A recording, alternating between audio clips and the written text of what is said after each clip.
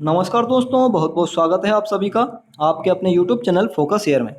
तो साथियों, जैसा कि आप जानते हैं कि हम एमपी टेट और सी टेट से संबंधित सभी तरह के टॉपिक पर पर्यावरण सीरीज चला रहे हैं और यहाँ पर जो भी हम टॉपिक देखने वाले हैं ये सभी सिलेबस से संबंधित ही हैं। ठीक है, तो हम जो सिलेबस में है वही हम यहाँ पर देख रहे हैं। ठीक है ना, तो आप हमारे साथ लास्ट तक बने रहिए। और इससे पहले हम कई और पार्ट्स बना चुके हैं जिनमें हमने पर्यावरण से संबंधित कुछ टॉपिक पढ़े हुए हैं। तो आपने अगर अभी तक उन वीडियोस को नहीं देखा है तो आप पहले उनको भी देख लीजिए। ठीक है, चलिए आइए देख लेते हैं आज जो हम टॉपिक पढ़ेंगे वो क्या है। तो आज हमारे सामने जो टॉपिक है वो है सजीव जगत, और इसके साथ में आप देखेंगे उसका विभाजन। तो 5 तरह से विभाजन इसका किया गया है, तो इसको हम जानेंगे अभी। मोनेरा, प्रोटेस्टा, कवक, पादप, जंतु। ठीक है, और पौधों के प्रकार भी आप जानने वाले हैं, यानी कि जो शाख, झाड़ी और वृक्ष तरह के जो पौधे होते हैं तो उन्हें भी हम जानेंगे। तो आप हमारे साथ लास्ट तक बने रहिए। चलिए आइए देख लेते हैं, शुरू करते हैं। तो देखिए, शुरुआत करने से पहले हम यहाँ पे आ जाते हैं। तो देखिए क्या है जीवों का जगतों विभाजन। तो सबसे पहले जीवों का जगतों जो विभाजन है वो कैसे क्या हुआ। तो पिछली अध्याय में हम सबसे पहले तो ये देख चुके हैं, पहले जो हमने पढ़ा है कि वस्तु सजीव और निर्जीव कैसे होती है, ये हम जान चुके हैं। ठीक है ना, और सजीवों को दो मुख्य जगतों में हमने जो लास्ट वीडियो देखी उन टॉपिक में हमने देखा कि जो जगत थे जीवों के, सजीवों के, तो वो जगत क्या कहते हैं, पादप पादप जगत, और इसके साथ में था जंतु जगत। ठीक है, तो पादप जगत और जंतु जगत दो वर्गों में हमने देखा था। लेकिन अब यहाँ पर देख रहे हैं हम कि जो एक वैज्ञानिक है R.H. व्हीटेकर, ये नाम आपको ध्यान रखना है, काफी ज्यादा महत्वपूर्ण है। तो R.H. व्हीटेकर आए और इन्होंने सजीवों के 5 जगत बताए। ठीक है ना, इन्होंने विभाजन किया है 5 जगतों में, तो व्हीटेकर को 5 जगत के पिता भी कहते हैं। ठीक है, चलिए आइए, तो क्या क्या क्या बताया इन्होंने। तो सबसे पहले इन्होंने बताया मोनेरा जगत, यानी कि मोनेरा जगत में सबसे शुरुआती जगत यही है। और मोनेरा जगत में हम क्या करते हैं, जीवाणुओं का और जो नील हरित शैवाल होते हैं, यानी कि जो साइनोबैक्टीरिया होता है, तो उनका हम क्या करते हैं, अध्ययन करते हैं। तो आप जीवाणु और इसमें साइनोबैक्टीरिया नाम याद रखिए। ठीक है, तो मोनेरा हम क्या करते हैं, जीवाणु और साइनोबैक्टीरिया का अध्ययन करते हैं। इसके बाद दूसरा जगत है प्रोटिस्टा जगत। तो प्रोटिस्टा जगत में क्या करते हैं हम, इसमें अमीबा और पैरामीशियम, इसके अलावा होता है प्लाज्मोडियम भी होता है, यूग्लिना भी होता है। तो इन सभी का हम क्या करते हैं, अध्ययन यहाँ पर करते हैं। ठीक है, अमीबा भी क्या है, एक कोश की जीव है, और इसकी जो केंद्रक होता है, इसकी कोशिका का जो केंद्रक होता है वो एक विकसित केंद्रक कहलाता है एक तरह से, और ये भोजन भी ग्रहण करता है। ठीक है ना, अमीबा। इसके बाद पैरामीशियम होता है, देखने में ये स्लीपर जैसा दिखाई देता है, स्लीपर जंतु होता है। तो पैरामीशियम का भी अध्ययन यहाँ पे हम करते हैं। इसके अलावा यहाँ पे प्लाज्मोडियम का भी हम अध्ययन करते हैं। प्लाज्मोडियम एक तरह से परजीवी है। ठीक है, जो मलेरिया के लिए बहुत ज़्यादा हानिकारक होता है, मलेरिया बनता है प्लाज्मोडियम नाम के परजीवी से। तो प्रोटिस्टा में ये भी इसका अध्ययन करेंगे हम। ठीक है ना, तो इन सभी के अध्ययन यहाँ पे किए जाते हैं। यूग्लिना भी यहाँ पर आता है प्रोटिस्टा में। अब इसके बाद जो तीसरा जगत है, तो तीसरा जगत है यहाँ पर, तो तीसरा जगत आपको दिखाई दे रहा है, देखिए स्क्रीन पर सामने, कवक जगत। ठीक है ना, तो कवक जगत में क्या क्या आ जाते हैं, तो कवक में आ जाते हैं सबसे पहले तो देखिए जैसे मशरूम हुआ, ठीक है, फफूंद हुआ। तो इस तरह के जो कुछ जो जीव होते हैं, ठीक है ना, जो कवक के अंदर जो आते हैं, तो हम जैसे इसमें मशरूम का, फफूंद का, इनका हम क्या करते हैं, अध्ययन करते हैं। तो इसका आपको ध्यान रखना है, ब्रेड पर जो फफूंद लग जाती है वो सब क्या है, कवक है। अचार में जो फफूंद लगती है वो भी कवक है। तो ये सभी नमी में आते हैं। ठीक है ना, तो इन सभी का हम अध्ययन करते हैं किसके अंतर्गत, कवक के अंतर्गत। ठीक है, तो ये भी एक सजीव होते हैं। अब इसके बाद जो चौथे नंबर का जगत है, तो वो जगत है हमारा पादप जगत। इसको हम फ्लोरा भी कहते हैं, पादप जगत को। ठीक है, तो इस जगत में पौधे के विषय में पढ़ा जाता है। इसी की जगह पे हम पादपों को फ्लोरा भी कह देते हैं। तो ध्यान रखना भाई, पादप जगत में केवल पेड़ पौधों का ही क्या करना है, हमें अध्ययन करना है। ठीक है, इसके बाद जो अंतिम हमारा जगत रहता है वो होता है जंतु जगत। तो जंतु जगत में क्या होता है, जंतु जगत में जंतुओं का अध्ययन करना है। जितनी प्रजाति के जंतु पाए जाते हैं उन सभी का यहाँ पर अध्ययन किया जाता है। ठीक है, इसको हम फोना भी कहते हैं, जंतु के अध्ययन को क्या कहते हैं, हम फोना भी कहते हैं। तो ये आपको कुछ बातें ध्यान रखने वाली थी। अब इसके बाद हम थोड़ा इनको डिटेल में जान लेते हैं। तो देखिए, सबसे पहले हम जानते हैं मोनेरा जगत। ठीक, तो मोनेरा जगत की शुरुआत अब कैसे क्या हुई वो हम देख लेते हैं। तो सबसे पहले यहाँ पे आपको एक स्क्रीन पर नाम दिखाई दे रहा है, तो क्या लिखा हुआ है, एंटोनी वॉन ल्यूवेनहॉक। तो ये नाम आपको ध्यान रखना, ये जीवाणु की खोज जो है ल्यूवेनहॉक ने की थी। आप ये बात ध्यान रखेंगे, जीवाणु खोज किसने की, ल्यूवेनहॉक ने की। और जीवाणु विज्ञान का इनको जनक भी कहा जाता है। ठीक है, साथ में जीवाणु एक कोशिकीय जीव होता है। जब अभी देख चुके थे कि भाई जीवाणु क्या एक कोशिकीय जीव है जो सभी स्थानों पर पाया जाता है, बैक्टीरिया जिसे हम कहते हैं, तो सभी स्थानों पर मिलता है ये। इसके अलावा अब अगर हम देखें तो जीवाणुओं के जो लाभ हैं, लाभ हम जान लेते हैं, जीवाणु के लाभ क्या हैं। तो जीवाणु जो होता है वो एक तो प्रतिजैविक औषधियाँ बनती हैं इसकी। यानी कि एंटीसेप्टिक जिसे हम कहते हैं। तो प्रतिजैविक औषधियाँ बनाने में इसका यूजेस किया जाता है। साथ में जीवाणुओं के कारण ही दही जमता है। तो ये बात भी आप ध्यान रखेंगे, जीवाणु के कारण ही क्या होता है, दही जमता है, ठीक है ना। और जो दही जमता है उस प्रक्रिया को हम क्या कहते हैं, किण्वन कहते हैं। दही जमने की प्रक्रिया को क्या कहेंगे, किण्वन कहेंगे। और ये जो दही जम जाता है तो ये एक तरह से तो वो यहाँ पर जो जीवाणु के कारण दही जो बनता है तो उसमें कौन सा जीवाणु होता है, तो लैक्टोबैसिलस नाम का एक जीवाणु होता है जिस कारण से दही जम जाता है। और इसी में आप ध्यान रखेंगे, इसी के कारण क्या होता है, पनीर भी बनता है, ठीक है ना। तो यही लैक्टोबैसिलस के नाम से ही क्या होता है, एक तरह से पनीर भी बन जाता है। तो पनीर जो होता है वो भी ये जीवाणु के कारण ही बनता है, ठीक है। सिरका भी जो है जीवाणु के कारण ही बनता है। तो ये कुछ इसके लाभ थे। अब देख लेते हैं कि हम जीवाणु के हानि क्या क्या हैं। तो जीवाणु से जो हानियाँ होती हैं वो होती हैं, हानियाँ हमें क्या, कि जीवाणुओं से एक तो बीमारियां फैलती हैं, ठीक है, बिल्कुल सही बात है। जीवाणु के कारण ही भोजन विषाक्त या खराब होता है, यानी जो सब्जी का जैसे खराब हो जाना या कोई खाने वाली सामग्री का खराब हो जाना, ये सभी भी क्या होते हैं, जीवाणु के कारण ही होते हैं। अब अगर जीवाणु से हमें बचाव करना है भाई, कैसे जीवाणु से किसी खाद्य पदार्थ को बचा कर रखा जाए, तो उसके लिए क्या कर सकते हैं वो आप देखिए। तो यहाँ पे लिखा हुआ है कि जीवाणुओं से बचाने के लिए खाद्य वस्तुओं को अचार या मुरब्बे के रूप में या उनमें नमक डाल के रखना चाहिए, ठीक है। या तो नमक डाल के रख दें हम खाने वाली चीज़ों में, या फिर उसको अचार या मुरब्बा बनाकर रख सकते हैं खाद्य सामग्री को, ठीक है ना। तो वो इससे जीवाणुओं से बचकर रहेगी चीज़।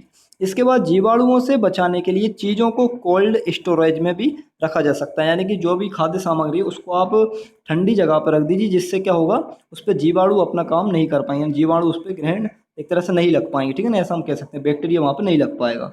साथ में जीवाणुओं से बचाने के लिए चीज़ों को गर्म करके भी रखा जा सकता है, जैसे कि आप देखते हो घर में सब्जियां दूध वगैरह गर्म किया जाता है तो वो बैक्टीरिया से बचाने के लिए, ठीक है ना।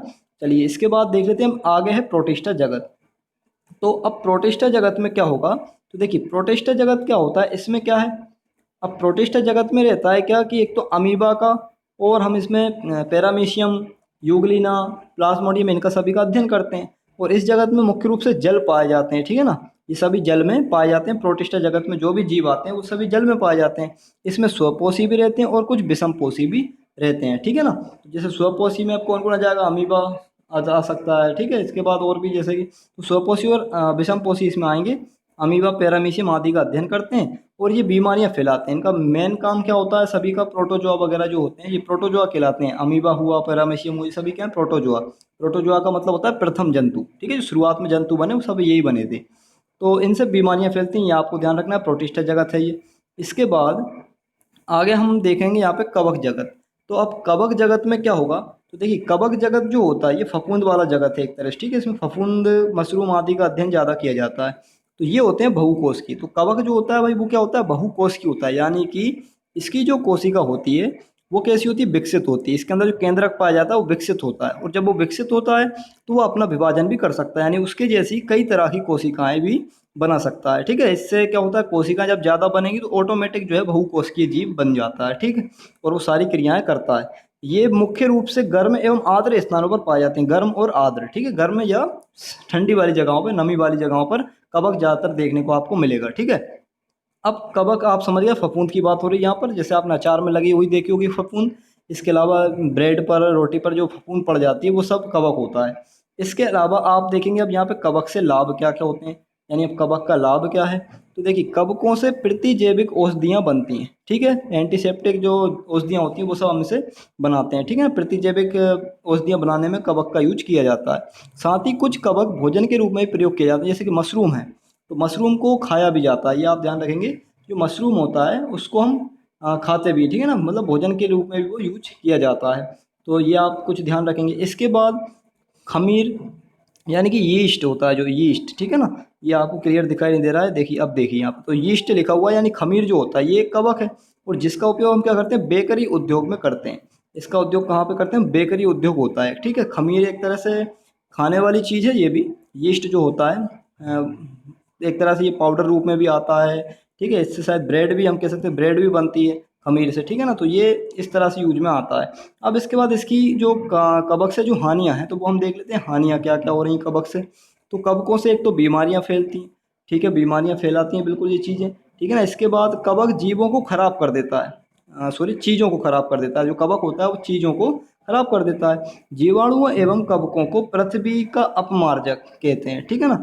तो इसको हम क्या कहते हैं, कवकों को, जीवाणु और कवकों को पृथ्वी का क्या कहते हैं, अपमार्जक। यानी ये जीवाणु हुए और कवक हुए, ये पृथ्वी को एक तरह से मतलब जीव यानी कि जो जीवाश्म होता है वो प्रदान करते हैं कहीं ना कहीं। तो इससे पृथ्वी जो है सही तरीक़े से रह सकती है, ठीक है, क्योंकि ये मरे हुए जीव जंतुओं से अपघटित कर पृथ्वी को साफ रखने में मदद करते हैं, ठीक है। ये जीवाश्म प्रदान करते हैं कवक और जीवाणु, तो पृथ्वी का क्या हुआ, एक तरह से अपमार्जक कहलाते हैं। अब इसके बाद थोड़ा और आगे देखें, तो आगे आप जाते हैं तो अब इसमें एक चीज़ और आपको दिखाई दे रही है कि लाइकेन क्या है। तो अब लाइकेन पे भी क्वेश्चन बन चुका है परीक्षा में, सीटेट परीक्षा में बन चुका है, अब एमपीटेट में भी बिल्कुल बन सकते हैं, ठीक है ना। तो हमें ये सभी देखना बहुत ज़्यादा ज़रूरी हो जाते हैं। तो देखिए अब आप यहाँ पे देख रहे हैं कि लाइकेन क्या है, इसको हम सेक भी कहते हैं, ठीक है। तो ये आप नाम याद रखिए, सेक भी कहते हैं इसको, लाइकेन को। अब ये होता क्या है, ये सहजीविता यानी कि दो जीवों को एक साथ रहना, दो जीवों का एक साथ रहना और दोनों को परस्पर लाभ होना, ठीक है, इसका उदाहरण। यानी ये सहजीविता का क्या है, उदाहरण है। अब सहजीविता में क्या होता है कि कवक और शैवाल दोनों क्या रहते हैं, साथ साथ रहते हैं, ठीक है। तो लाइकेन दो जीवों यानी शैवाल और कवक से मिलकर बनता है। लाइकेन किससे मिलकर बना है, शैवाल और कवक से, ठीक है। शैवाल भोजन बनाता है, जो शैवाल है वो प्रकाश संश्लेषण क्रिया करता है, क्योंकि ये पौधे जैसा होता है, एक तरह से हम ऐसा कह सकते हैं पौधे जैसा होता है। तो शैवाल भोजन बनाता है यानी प्रकाश संश्लेषण क्रिया करेगा, और कवक क्या करता है, शैवाल को आश्रय प्रदान करता है, यानी कवक नीचे से पानी को ऊपर पहुंचाएगा, बहुत सारे काम जो है कवक करता है, यानी उसको आश्रय देता है, एक तरह से नीचे से उसको पकड़ के रखा होता है। लाइकेन वायु प्रदूषण का प्राकृतिक सूचक है, मतलब कि ये वायु प्रदूषण के बारे में भी जानकारी हमें देता है। जहाँ वायु में सल्फर डाइऑक्साइड गैस की मात्रा, जहाँ पे भी वायु में सल्फर डाइऑक्साइड की मात्रा अगर ज़्यादा है, ठीक है, किसी ऐसे एरिया में हम चले जाएँ जहाँ डाइऑक्साइड की मात्रा ज़्यादा है, तो वहाँ लाइकेन नहीं पाए जाते। तो ये सबसे बड़ी पहचान है लाइकेन की, कि जिस जगह पे भी आपको sulphur dioxide gas, carbon dioxide gas यानी कि कोई भी प्रदूषित गैस वहाँ पे अगर होगी, तो लाइकेन वहाँ पर नहीं पाया जाएगा, जिसका अर्थ है कि वहाँ की वायु प्रदूषित है, ठीक है। लाइकेन नहीं है तो आप समझ जाइए वहाँ पे वायु प्रदूषित है। ये शैवाल और कवक का मिश्रण होता है लाइकेन। अब इसमें और क्या लिखा है कि देखिए आप, जानवरों में भी सहजीविता पाई जाती है, जानवर में भी क्या पाई जाती है, सहजीविता पाई जाती है। जैसे बगुला और भैंस की पीठ पर बैठकर, जो बगुला होता है वो भैंस की पीठ पर बैठकर उसके शरीर पर मौजूद कीटों को खाता है, इससे बगुले को भोजन मिल जाता है और भैंस की सफाई हो जाती है। तो ये भी एक सहजीविता का उदाहरण, ठीक है। ये भी परीक्षा में पूछा जा चुका है कि बगुला भैंस की पीठ पर बैठता है, क्यों बैठता है, तो सीधी सी बात है, उसके ऊपर जो कीट है उनको खाने के लिए बैठता है, परजीवी को खाने के लिए बैठता है, ठीक है। तो ये हमने बात कर ली लाइकेन की, और पढ़ लिया है कब, कवक को पढ़ लिया। अब हम देखेंगे यहाँ पे अगला जगत जो है वो है पादप जगत, और पादप जगत को हम कहते हैं फ्लोरा। तो अब फ्लोरा क्या है देखिए, तो पहली बात तो इसमें जो पादप जगत है ये वनस्पतियों के विषय में पढ़ा जाता है इसके अंतर्गत। और थियोफ्रेस्टस, थियोफ्रेस्टस नाम के एक व्यक्ति थे, एक कह सकते हैं कि वैज्ञानिक थे या मनोवैज्ञानिक भी कह सकते हो आप। तो एक वैज्ञानिक थे जिन्होंने क्या किया, वनस्पति विज्ञान की खोज की, मतलब वनस्पति विज्ञान जो नाम दिया है इन्होंने, ये थियोफ्रेस्टस ने दिया है, ठीक है। और इन्होंने एक बुक भी लिखी थी, कौन सी बुक लिखी है, इन्होंने लिखी है हिस्टोरिया प्लांटेनम, हिस्टोरिया प्लांटेरम, ठीक है। तो इन्होंने एक बुक लिखी हिस्टोरिया प्लांटेनम, ये आप नाम याद रखिएगा इसका। और वनस्पति विज्ञान जनक इनको कहते हैं। इस बुक के अंदर इन्होंने कई प्रकार के पौधों की प्रजातियों का अध्ययन किया था, ठीक है, वनस्पति विज्ञान जनक कहलाते हैं। और इसके अलावा पौधे हमारे पर्यावरण के अभिन्न अंग हैं, अगर पौधे ना हो तो हमारा पर्यावरण सजीव रहित हो जाएगा, ठीक, बिल्कुल भी सजीव नहीं रहेंगे अगर पर्यावरण नहीं रहेगा तो इसके बाद अब हम जैसे आगे जाएं तो आगे आप देखते हैं पौधों के प्रकार। ये हमारे लिए काफ़ी इंपॉर्टेंट है क्योंकि यहाँ से क्वेश्चन, ठीक है ना। तो इसको आप देख लीजिए अच्छे से। अब यहाँ पे क्या लिखा है वो देखिए आप। तो पौधों के प्रकार हम देख रहे हैं, तो आकार के आधार पर पौधे तीन प्रकार के होते हैं, ठीक है। कौन कौन से प्रकार के होते हैं आकार के आधार पर, पहले दिखाई दे रहा है आपको शाक। अब शाक होती है तो शाक कैसी होती है, सभी ने देखी, ये छोटे होते हैं, इनका तना कोमल एवं हरे रंग का होता है, तना बहुत छोटा पतला सा होता है, हल्का सा, और हरे रंग का होता है, ठीक है। इसके अलावा इसमें बहुत सारी शाखाएं, टहनियाँ नहीं होती, तो इसमें टहनियाँ नहीं होती हैं, ये आपको ध्यान रखना है, ठीक है। इसके अलावा धनिया हुआ, गेहूँ हुआ, धान हुआ, मेथी हुई, पालक हुई, और भी कई तरह की आपने साग देखी होंगी, छोटी छोटी पतली पतली सी दिखाई देती हैं, ठीक है ना। तो ये हो गया साग, एक प्रकार का पौधा ये हो गया। अब इसके बाद दूसरा प्रकार का जो पौधा है तो वो है झाड़ी, ठीक है। तो झाड़ी क्या होती है, अब देखिए ये साग से थोड़े से बड़े होते हैं, झाड़ी क्या होती है, साग से थोड़ी सी बड़ी होती है, ठीक है। अब ये थोड़ी सी बड़ी अगर होती है तो लगभग 10 फीट की आप कह सकते हैं, कि आप कह सकते हैं लगभग 10 फीट, तो लगभग 10 फीट होती है क्या झाड़ी, 10 फीट से छोटी होती हैं आपके क्या लगभग 5 फीट तक के, 5 फीट से भी कम मान लीजिए, ये क्या होते हैं आपकी शाख होती हैं, ठीक है, और लगभग 10 फीट या उससे कम अपनी झाड़ी होती है। तो इसका तना कठोर होता है, तना कठोर जरूर होगा, ठीक है, ये आप ध्यान रखिएगा। ज़्यादा मोटा नहीं होता, लेकिन ज़्यादा मोटा नहीं होता है। इनमें कई सारी शाखाएं होती हैं जो तने के आधार के पास से निकलती हैं, मतलब कई सारी शाखाएं होती हैं जो बिल्कुल जड़ से, यानी कि जड़ से तो नहीं कह सकते हम, ऐसा कह सकते हैं आधार के थोड़ा सा, जस्ट थोड़ा सा ऊपर से निकलती हैं, ठीक है, ज़्यादा ऊपर से नहीं लेकिन आधार से निकलती हैं। तो ऐसी होती हैं शाखाएं इसकी, ठीक है ना। तो ये हो गई झाड़ी हमारी। अब झाड़ी में जैसे अब क्या क्या हो सकता है, झाड़ी में आपने देखे होंगे जैसे गुलाब देखा होगा, ठीक है, तो गुलाब होता है, नींबू का वृक्ष होता है, नींबू का पौधा, और साथ में गुड़हल का पौधा भी होता है। इसके बाद अनार हुआ, अमरूद हुआ, बेर हुआ, ये सभी क्या है, सभी झाड़ियाँ होती हैं, ठीक है। अब इसके अलावा अब जो तीसरे नंबर का जो पौधा है उसका प्रकार हम देखते हैं, तो वो क्या है, वृक्ष है। तो वृक्ष जो होता है, वृक्ष ये झाड़ी से बड़े होते हैं, 10 फीट से भी अधिक होते हैं ऊंचाई इनकी, 10 फीट से भी अधिक। साथ तना मोटा और गहरे भूरे रंग का होता है, तो ये काफ़ी ज़्यादा देखने वाली बात है कि बहुत मोटे होते हैं और भूरे रंग के तने होते हैं, ठीक है। इसके बाद कई सारी इसमें शाखाएं भी होती हैं, तने के ऊपरी भाग से निकलती हैं और ये काफ़ी ऊपर से निकलती हुई दिखाई देती हैं। तो सभी जानते हैं वृक्ष क्या क्या होते हैं, जैसे आम हुआ, अमरूद हुआ, जामुन हुई, नीम हुआ, कीकर हुआ, पीपल हुआ, तो बरगद हुए, ये सभी क्या हैं, वृक्ष ही तो हैं सभी ये। तो ये 3 प्रकार के हमने पौधे पढ़े। अब इसके अलावा यहाँ पर हम देखने वाले हैं छोटी सी और चीज़ रह गई आज के मतलब वीडियो में, बस ये लास्ट टॉपिक थोड़ा सा और बचा हुआ है, तो इसको हम देख लेते हैं, ठीक है। तो आज का पार्ट ये हमारा कंप्लीट हो जाएगा। अब तो इसमें क्या लिखा है, इसमें लिखा हुआ है कि उपरोक्त विभाजन के अलावा उन पौधों को जो अत्यंत कमजोर होते हैं एवं सीधे खड़े नहीं हो सकते, 2 भागों में बांटा है। तो ऐसे पौधे जो सीधे खड़े नहीं हो पाते हैं तो उनको 2 भागों में बांटा है, एक तो बिसर्पी लता, ये भी आप ध्यान रखिएगा, बिसर्पी लता और आरोही लता। तो बिसर्पी लता में क्या होता है, ये पौधे जमीन पर फैल जाते हैं।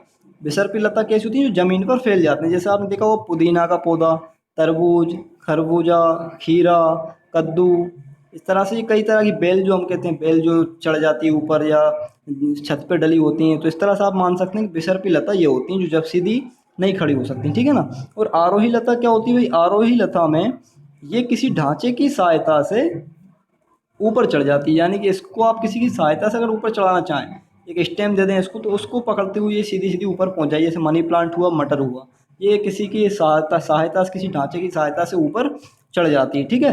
तो दोस्तों आज वीडियो में हम इतना ही देखेंगे, इसके बाद जो आगे टॉपिक रहेगा वो भी अगली वीडियो में हम देखेंगे। तो आपको अगर वीडियो पसंद आए तो लाइक शेयर एंड सब्सक्राइब जरूर करें।